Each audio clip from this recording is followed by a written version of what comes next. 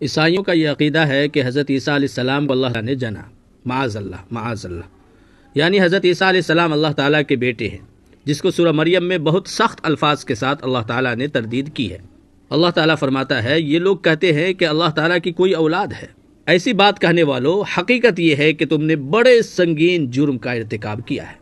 کچھ بعید نہیں کہ اس کی وجہ سے آسمان پھٹ پڑے، زمین پھٹ جائے اور پہاڑ ٹوٹ ٹوٹ کر گر پڑے کہ لوگوں نے اللہ کے لیے اولاد کا دعویٰ کیا ہے، حالانکہ اللہ تعالیٰ کی یہ شان نہیں ہے کہ اس کی کوئی اولاد ہو۔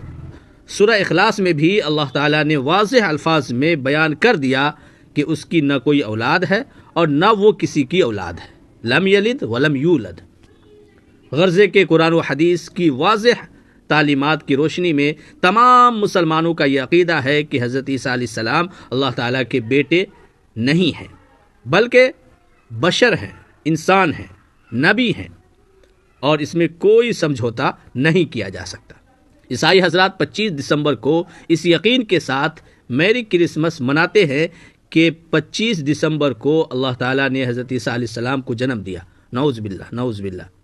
ہم ان کے مذہب میں کوئی مداخلت نہیں کرنا چاہتے، لیکن ہمارا یہ دینی فریضہ ہے کہ اس موقع پر منعقد ہونے والی ان کی مذہبی تقریبات میں شرکت نہ کریں اور نہ کسی شخص کو میری کرسمس کہہ کر مبارکباد پیش کریں، کیونکہ یہ جملہ قرآن و حدیث کی روح سے سراسر غلط ہے۔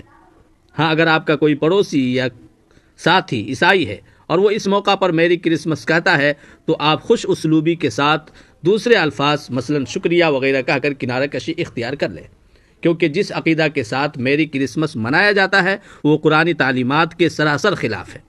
آپ کو اپنی پڑوسی یا ساتھی کی فکر ہو سکتی ہے، لیکن دوسری طرف اللہ تعالیٰ کی ناراضگی اور سخت عذاب کا بھی معاملہ ہے۔ اس لیے واضح الفاظ میں ان سے کہہ دیا جائے کہ ہمارا یہ عقیدہ ہے کہ حضرت عیسیٰ علیہ السلام ایک برگزیدہ رسول اور نبی ہیں، وہ اللہ کے بیٹے نہیں ہیں۔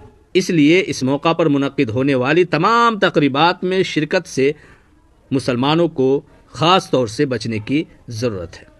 اللہ تعالیٰ تمام مسلمانوں کو تمام خرافات سے بچنے کی توفیق نصیب فرمائے، اور اس ویڈیو کو لوگوں تک شیئر کریں تاکہ مسلمان ان خرافات سے بچ سکے اور اپنا ایمان کی حفاظت کر سکے۔